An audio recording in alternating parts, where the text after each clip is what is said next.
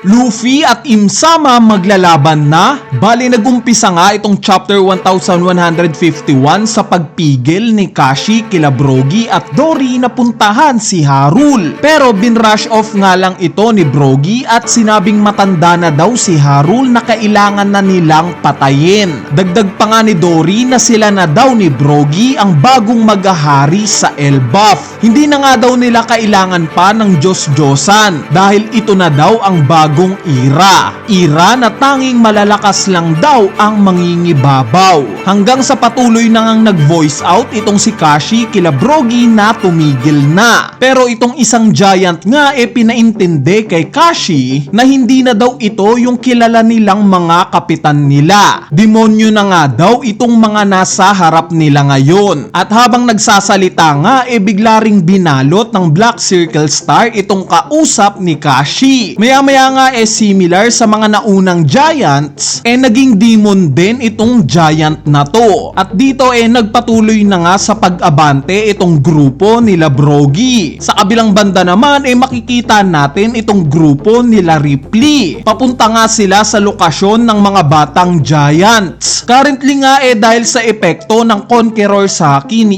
Imu in last chapter, ipinakitang nahimatay itong mga bata na to. Bali ngayon nga muli silang nananaginip at itong mga panaginip nga nila ngayon dumadagdag na naman bilang mga nightmare monsters. Yes guys, maraming dumagdag na nightmare monsters sa battlefield at dito ipinakita na kung sino ang may kagagawan neto. Ito nga si Gillingham, pero this time nga ipinakita na yung appearance niya reverse form ng una nating nakitang hybrid form niya, kung saan na-hype nga itong si Gillingham na lumaban. So dahil nga sa presensya ni Imu parang na-boost yung moral netong si Gillingham. Sa pagdami nga ng nightmare monsters napansin ito nila Nami at Jinbei. Si Usopp naman nag-aalala para kila Brogy at Dory. Sinubukan nga niyang gisingin itong dalawa na to sa pagsigaw na itong Elbaf daw ang tahanan nila at wala nga daw pride yung ginagawa nilang aksyon ngayon. Sa sumunod na panel naman nakakita pa nga tayo ng isa pang grupo ng mga giants. Mukhang ito nga yung pamilya ng iba't ibang batang giants na hostage ngayon ng mga Holy Knights. Ipinakita nga itong isang nanay na sinisigawan itong mga bata na to. Speaking of mga Holy Knights, bigla ngang napatanong itong si Summers kay Imu kung hanggang saan daw ba nila aatakihin itong Elbaf. Bale ang reply nga lang ni Imu hanggang sa mabasag daw sila. Tanong nga ni Summers na ano daw exactly ang babasagin nila. Ang reply nga lang ni Imu yung spirit ng buong Elbaf. Dagdag pa nga niya na kung hindi lang daw nag-fail si King Herald sa panahon niya, hindi daw sana dinadanas ng Elbaf yung ganitong paghihirap nila ngayon. Sa sumunod na panel naman bigla nga tayong nakakita ng flashback ilang minuto ang nakakalipas nung time na mahulog itong si Gaban papunta sa underworld. Itong paghulog nga ni Gaban nakita nating sinundan ni Chopper. Ramdam nga natin yung eagerness ni Chopper na iligtas itong si Gaban hanggang sa nahawakan na nga niya ito at nag-turn siya into guard point. Sa kalagitnaan nga ng pangyayari na to ipinakitang nagtatalo itong sila Harudin at Loki patungkol sa namatay nilang tatay na si King Herald. Hanggang sa napansin nga bigla ni Luffy na nahulog daw si Chopper. Nung marinig nga ito nila Loki kinumpirma nila na oo, may nahulog nga daw mula sa itaas. Dagdag pa nga ni Luffy na hindi lang daw si Chopper yung nahulog, bagkos may kasama pa daw ito. Sa hunch nga ni Sanji duda siyang merong nangyayaring hindi maganda ngayon sa itaas kaya nahulog itong sila Chopper. Kaya naman pinuntahan nga ito nila Luffy. Ang naiwan nga lang itong sila Gerd,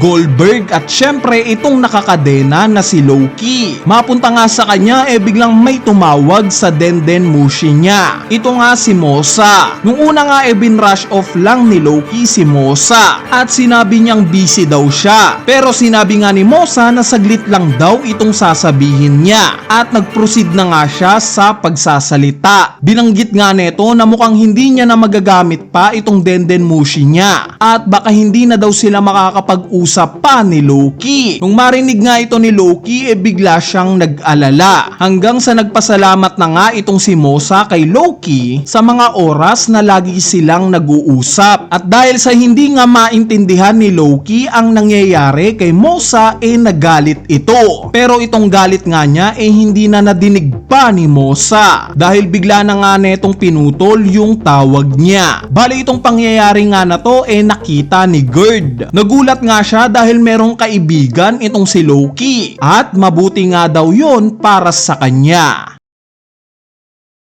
Sa sumunod na panel naman muli nang bumalik itong grupo nila Luffy. Dala-dala na nga nila itong sugatan na si Gaban. Si Luffy naman nagpapasalamat kay Chopper dahil sa pagsagip neto kay Gaban na syempre ikinatuwa naman ni Chopper hanggang sa nalaman na nga ni Luffy ang buong katotohanan na itong si Gaban dating kasama ni Goldie Roger sa paglalakbay niya. Dagdag pa nga nila Harudin na itong si Gaban daw ang isa sa pakpak ng dating Pirate King. Meaning probably na ikatlo daw sa pinakamalakas itong si Gaban sa pirate crew ni Roger. Which is nung marinig nga ito nang natutulog na si Gaban, bigla niyang inangat itong kamay niya at sinabing siya daw ang ikalawang pinakamalakas. So kinorek nga niya itong sila Harudin. At dito napagtanto na nga ni Luffy na malamang raw kilala rin ni Shanks itong matanda na to. Bali masaya nga itong sila Road na kahit papano okay daw itong si Gaban. Pero bigla nga siyang nagtaka sa kung sino daw kaya possibly ang may kagagawan kung bakit naging ganito si Gaban. At dito ni-reveal na nga ni Chopper kung anong nangyayari ngayon sa itaas. Yung patungkol sa pang-hostage sa mga batang giants, yung patungkol sa mga kalaban nilang Holy Knights na hindi nila nasasaktan,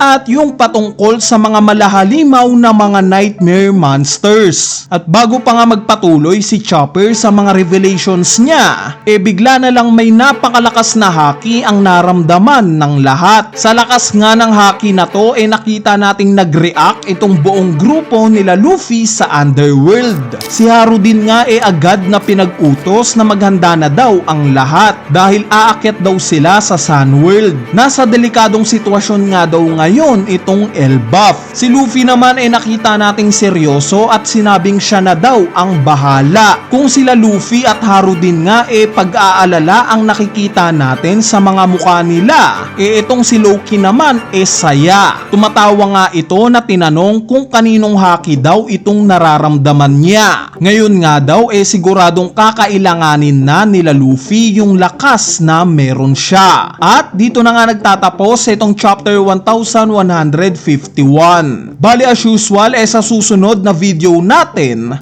doon na lang natin pag-uusapan yung mga pangyayari sa chapter na to. Kaya naman stay tuned lang sa ating channel dahil kaabang-abang nga yung magiging analysis video natin. So yun lang, peace!